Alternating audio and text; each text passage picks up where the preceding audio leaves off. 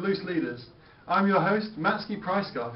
With me today we have a very special treat, as all the Russian leaders are appearing on the show to give their views on various questions about the communist regime.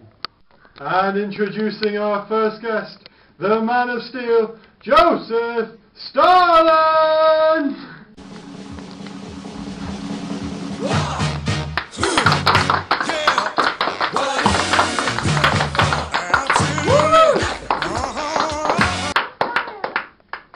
And introducing our second guest, the amazing maze man, Nikita Khrushchev!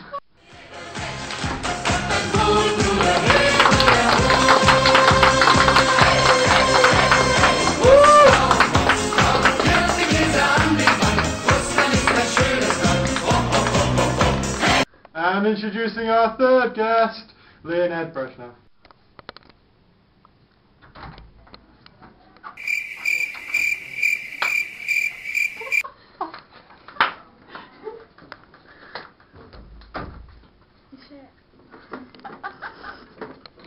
And finally, our fourth guest, gorgeous Gorby Gorbachev!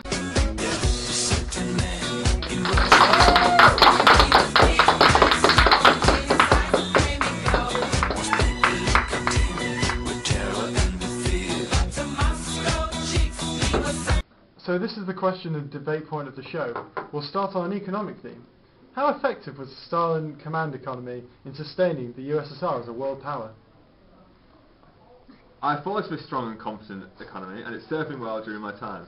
It allowed the great USSR to claim victory in the Great Patriot War and gain massive influence within Eastern Europe. It created fear of Russia within the capitalist West. It allowed industrialisation of our country, and it outproduced our rivals and allowed us to build an impressive array of arms. The people that served the economy offered great sacrifices to keep the glorious Soviet economy functioning to Lenin's wishes. While the command economy was important to the strength of the USSR, it wasn't perfect. I had to reform both industry and agriculture to create a Soviet economy able to solve its problems. This economy wasn't best suited to give the people what they wanted and deserved either, as I had to change it to address consumer demands. The economy did not allow me to control Eastern Europe with an iron grip, and also provided a basis of which to build an amazing array of armaments to challenge the USA with.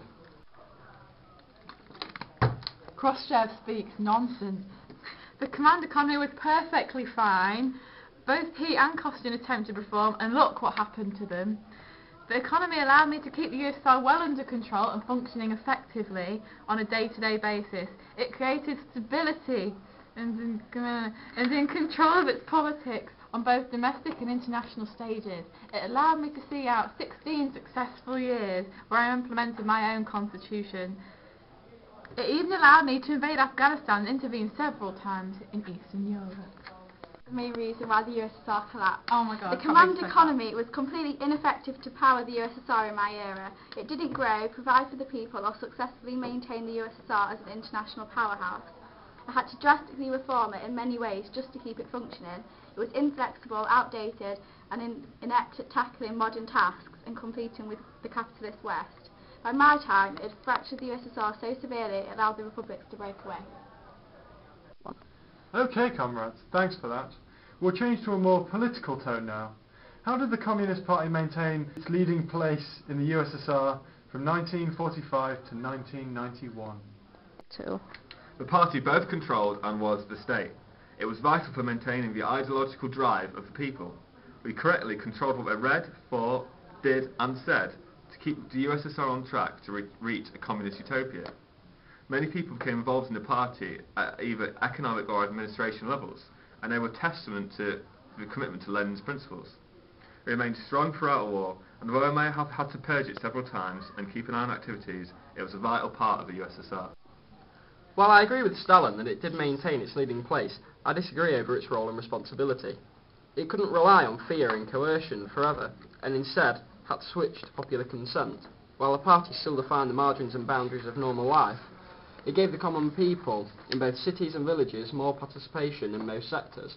Intellectuals also had a role to play promoting the USSR, leading to new discoveries also, educating and improving the lives of people.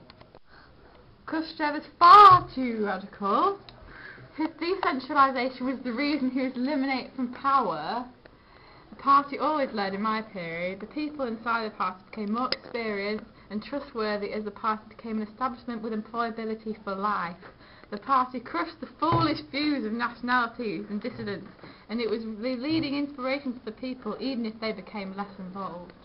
Brezhnev allowed the party's leading role to slip. Khrushchev had the right ideals with promoting openness and honesty with society and the party.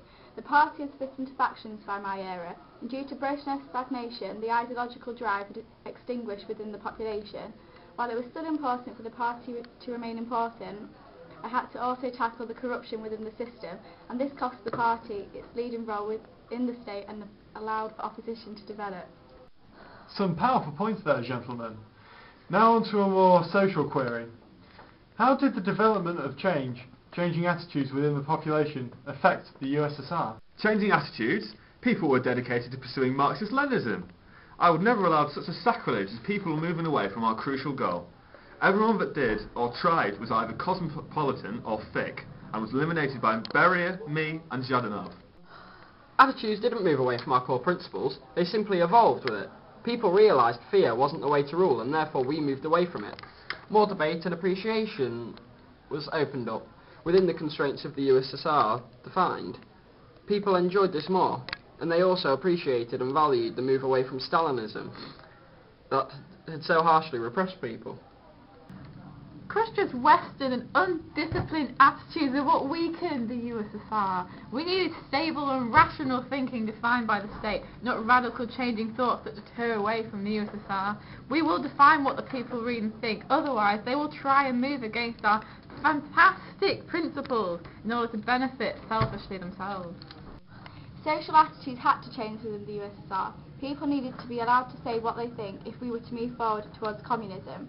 Keeping people repressed and not allowing them to address the topics which mattered to them only makes them disillusioned with our methods, goals and ideology. This creates hatred, dissent and opposition to our goals instead of cooperation. Oh, it seems we have a surprise visit from Andropov and Chernenko, eager to share their views.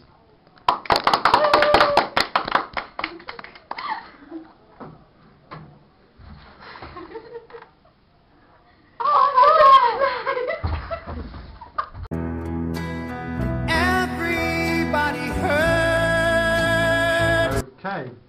A final last word from you all. What is the main factor behind the collapse of the USSR? Reforming idiots, Western heretics, and too many liberals. Not reforming nearly enough. Also, no one planted enough maize or went to Disneyland. That, and the misfunctional command economy. So there's no nationalists niggling away constantly in a combination with reforming too much and not chilling out. Factors including the nationalists, conservatives, liberals, rubbish economy, corrupt officials, Western enemies and drunken fools. Everything apart from me really. And can I just take the opportunity to tell you what to buy this book, Gorbachev, My Story. It's out now.